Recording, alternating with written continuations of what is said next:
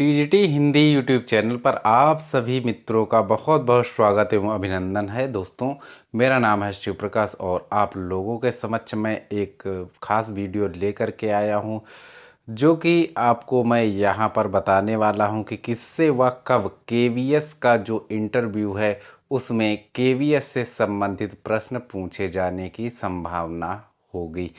तो दोस्तों देखिए, इस वीडियो को अच्छा लगे वीडियो तो कृपया वीडियो को लाइक और शेयर जरूर करें। साथ ही यहाँ पहली बार विजिट किए हैं तो चैनल को सब्सक्राइब कर घंटी के निशान को जरूर दबाएं। तो दोस्तों, आपको पता ही होगा कि इससे पूर्व में मैंने एक वीडियो अपलोड किया था जो कि तकरीबन 1.5 घंटे का है, जिसमें कि मैंने साक्षात्कार से संबंधित आपके बहुत से डाउट से संबंधित जो भी आपके प्रश्न थे उनका उत्तर देने की कोशिश की थी। साथ ही उन लोगों के लिए वह काफ़ी हेल्पफुल है जो कि पहली बार साक्षात्कार देने के लिए जाने वाले हैं। तो जिन लोगों ने वह वीडियो नहीं देखा है, वीडियो के डिस्क्रिप्शन में लिंक दिया गया, वहां पर जा कर के उस वीडियो को देख सकते हैं, या फिर वो पढ़ना चाहें तो tgthindy.com वेबसाइट पर जा कर के उस चीज़ को पढ़ सकते हैं। तो यहाँ पर मैं आपको बताना चाहता हूँ कि केवीएस से संबंधित जो भी जानकारियाँ हैं वह किस अवस्था में आपको जानना बहुत ज़रूरी होंगी। तो दोस्तों, यहाँ पर मैं आपको बताना चाहता हूँ, पहली अवस्था तो ये होगी कि यदि आप अभ्यर्थी हैं और पूर्व में या फिर वर्तमान समय में केवीएस के अंतर्गत, चाहे आप टेम्परेरी या फिर जो आपका यानी कि अस्थाई है, यानी अस्थाई मतलब परमानेंट, इस तौर पर यदि आपने कोई कार्य किया था या फिर कर रहे हैं, तो दोस्तों आपको अपने ऑर्गेनाइजेशन के बारे में पता होना चाहिए। क्योंकि जैसे ही आप बायोडाटा में यह मेंशन करेंगे, उस समय आपका जो साक्षात्कार करता है उसके द्वारा यह ज़रूर पूछने की कोशिश की जाएगी कि आखिर आप जो हैं वह इस ऑर्गेनाइजेशन के बारे में कितना जानते हैं। इसके बाद दूसरा स्थिति तब हो सकती है जबकि यदि अभ्यर्थी ने अपने बायोडाटा में केवीएस के बारे में कोई विशेष रुचि का वर्णन किया हो। उसके बाद में तीसरी स्थिति तब आएगी यदि साक्षात्कार जो करने वाला बोर्ड है उसके किसी मेंबर के द्वारा आपसे यह प्रश्न किया जाता है कि आप केवीएस में नौकरी क्यों करना चाहते हो, और उसके इस जवाब के उत्तर में आपके द्वारा केवीएस के प्रति अधिक लगाव या आकर्षण या समर्पण दिखाया जाता है, तो वह इससे संबंधित यानी केवीएस से जुड़ा हुआ प्रश्न आपसे पूछ सकता है। और चौथी जो कंडीशन है वह यह है कि यदि अभ्यर्थी केंद्रीय विद्यालय से शिक्षा प्राप्त किया है तो उससे भी ये प्रश्न पूछे जा सकते हैं। तो अब मैं आपको बताना चाहूँगा कि केवीएस के इंटरव्यू से पूर्व केवीएस के विषय में क्या क्या सामान्य आपको जानकारी अवश्य होनी चाहिए। तो यहाँ पर मैंने कई चीज़ों को एकत्रित किया है जो कि आपको जानना बहुत ही ज़रूरी है। तो सबसे पहले तो इसका पूरा नाम, सभी लोग केवीएस केवीएस करते रहते हैं, तो यह क्या है? तो भाई केवीएस केंद्रीय विद्यालय संगठन इसका पूरा नाम है।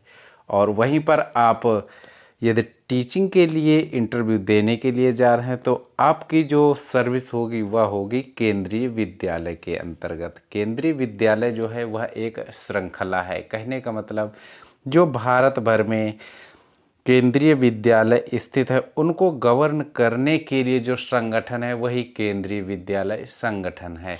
अब इसकी ऑफिशियल वेबसाइट की बात करें तो आप देख पाएंगे, इसकी ऑफिशियल वेबसाइट का नाम है kvsangathan.nic.in।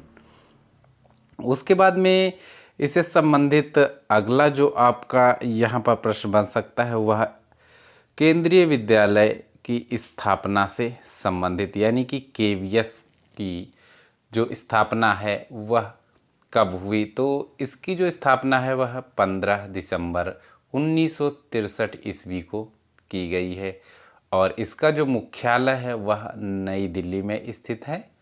और इस संस्थान का प्रकार कैसा है, तो ये भाई एक शैक्षिक संगठन है उसके बाद गवर्निंग बॉडी यानी किसके अधीन आता है, तो यह आता है शिक्षा मंत्रालय भारत सरकार के अंतर्गत।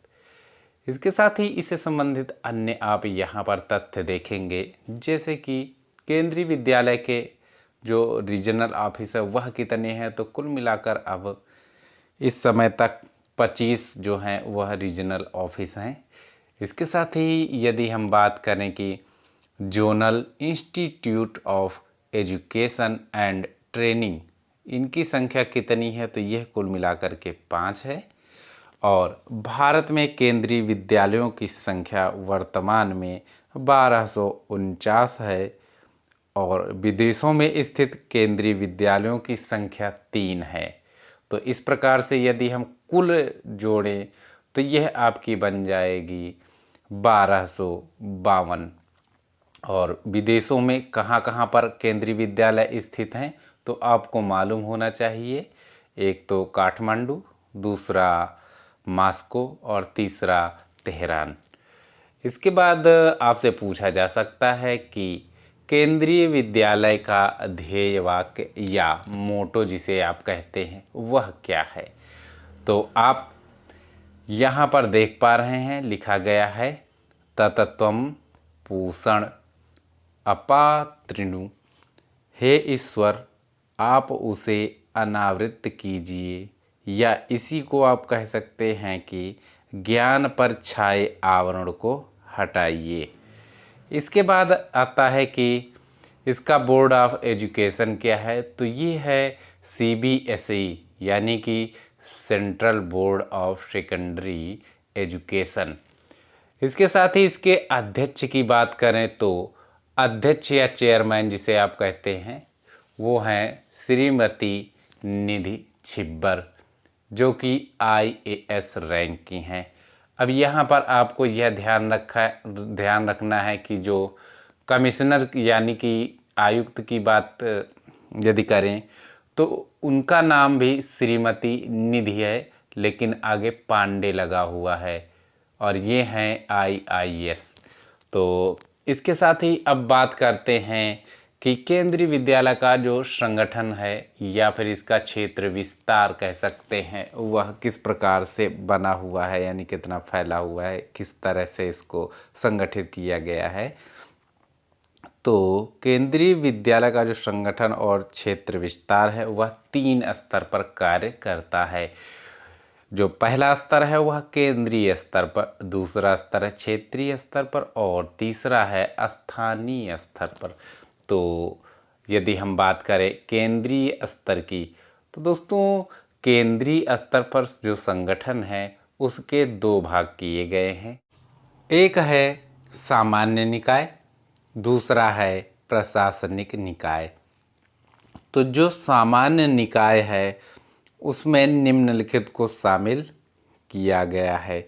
कौन कौन होता है इसके अंतर्गत, तो चेयरमैन होता है, डिप्टी चेयरमैन होता है, शिक्षा मंत्री होता है और राज्य मंत्री। इसके बाद बात करते हैं हम प्रशासनिक निकाय। तो इसमें कौन कौन शामिल होता है, तो इसमें होते हैं कुल 11 मेंबर।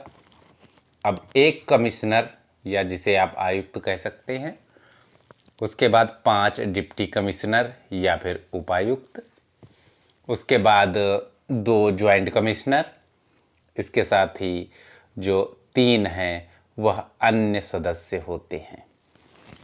अब बात करते हैं कि इसके अंतर्गत कितनी समितियां कार्य करती हैं, तो इसके अंतर्गत 3 समितियां कार्य करती हैं। पहली है वित्त समिति, दूसरी है निर्माण समिति और तीसरी है सलाहकार समिति। अब बात करते हैं क्षेत्रीय स्तर पर संगठन की। तो इसमें 1 उच्च अधिकारी, 3 शैक्षिक अधिकारी और अन्य कर्मचारी होते हैं। अब बात करते हैं स्थानीय स्तर पर संगठन। तो ये बहुत ही महत्वपूर्ण प्रश्न है।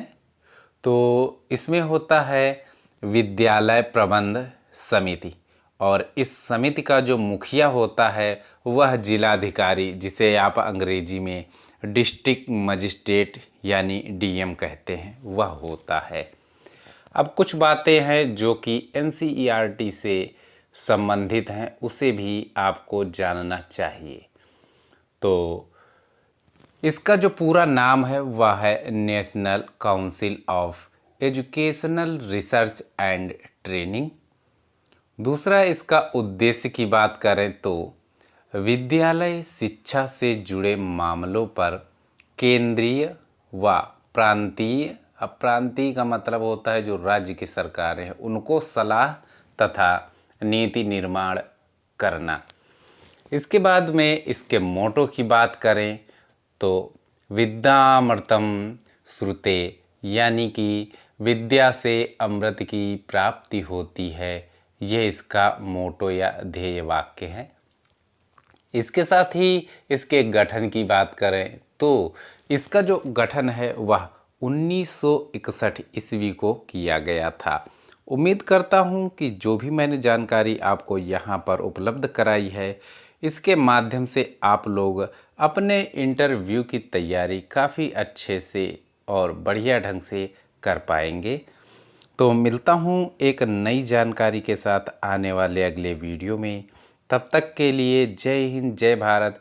वीडियो देखने और टीजीटी हिंदी यूट्यूब चैनल पर विजिट करने के लिए आप सभी का बहुत बहुत धन्यवाद।